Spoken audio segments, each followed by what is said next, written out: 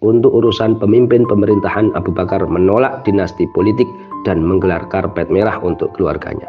Kalau mau, bisa saja Abu Bakar menunjuk anak-anaknya semisal Abdurrahman bin Abi Bakar, Abdullah bin Abi Bakar, Asma binti Abi Bakar, atau bahkan Aisyah binti Abi Bakar, istri Rasulullah Shallallahu Alaihi Wasallam.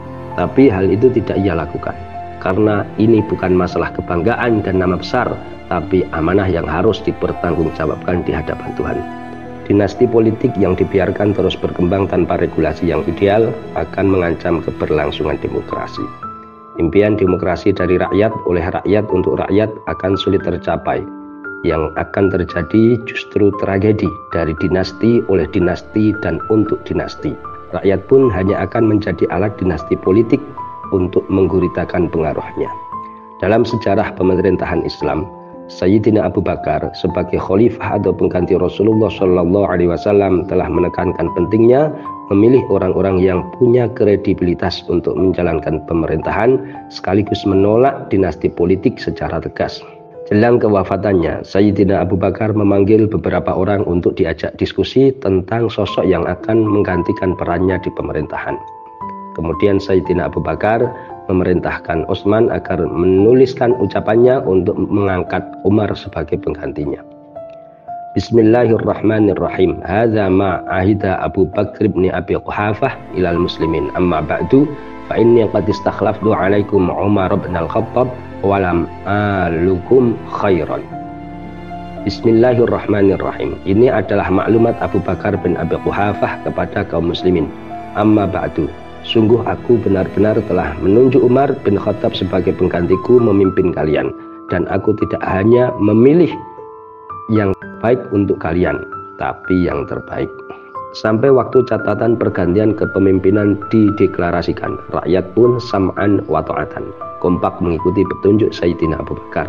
Di detik inilah Abu Bakar kemudian maju mendekat kepada massa dan sekali lagi berkata, Atarabawna man istakhlaftu 'alaikum fa inni mastakhlaftu 'alaikum dza qarabatin wa inni qad istakhlaftu 'alaikum Umar fasma'u lahu wa ati'u fa inni wallahi ma alautu min juhdir si.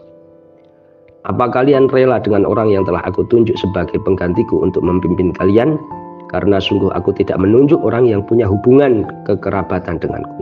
Sungguh aku telah menunjuk Umar sebagai penggantiku memimpin kalian. Maka dengarkanlah dan taatilah dia. Sungguh demi Allah aku tidak membiarkan semampu pikiranku. Di sini tampak jelas untuk urusan pemimpin pemerintahan Abu Bakar menolak dinasti politik dan menggelar karpet merah untuk keluarganya. Kalau mau, bisa saja Abu Bakar menunjuk anak-anaknya semisal Abdurrahman bin Abi Bakar, Abdullah bin Abi Bakar, Asma binti Abi Bakar, atau bahkan Aisyah binti Abi Bakar, istri Rasulullah Shallallahu Alaihi Wasallam. Tapi hal itu tidak ia lakukan, karena ini bukan masalah kebanggaan dan nama besar, tapi amanah yang harus dipertanggungjawabkan di hadapan Tuhan. Umar dipilih waktu itu karena ketegasannya sangat dibutuhkan sepeninggalan Abu Bakar.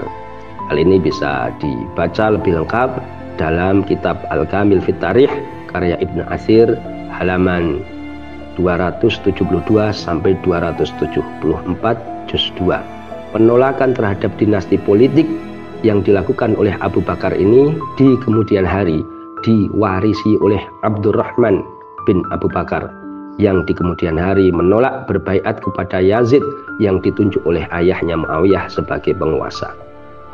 Saat Marwan, gubernur Muawiyah di wilayah Hijaz, membacakan maklumat pengangkatan Yazid di Masjid Madinah, Abdurrahman bangkit berdiri menentangnya. Sunnatu Hiraqla wa Qaisar, inna Abu Bakrin wallahi ma ja'alaha fi auladin min waladihi wala ahadin min ahli baitihi wala ja'alaha Muawiyah illa rahmatan wa karamatan liwalatih. Itu perilaku Heraklius penguasa Bizantium. Itu perilaku Kaisar Romawi. Sungguh Abu Bakar demi Allah tidak menaruh kekuasaan itu pada seorang pun dari anak dan keluarganya. Tidaklah Muawiyah menjadikan kekuasaan itu kecuali karena mengasihi dan memberi privilege bagi anaknya. Bisa dibaca dalam Tarikhul Khulafa karya Imam As-Suyuti halaman 175. Ketegasan Abu Bakar dan putranya yaitu Abdurrahman bin Abu Bakar dalam menolak dinasti politik ini layak dijadikan teladan oleh para politisi dan seluruh anak bangsa dalam upaya mengembangkan demokrasi Indonesia ke arah yang lebih sehat agar semakin mendekati impian dari rakyat oleh rakyat untuk rakyat, bukan dari dinasti oleh dinasti dan untuk dinasti, sementara rakyat terus-menerus hanya diperalat saja. Wallahu a'lam.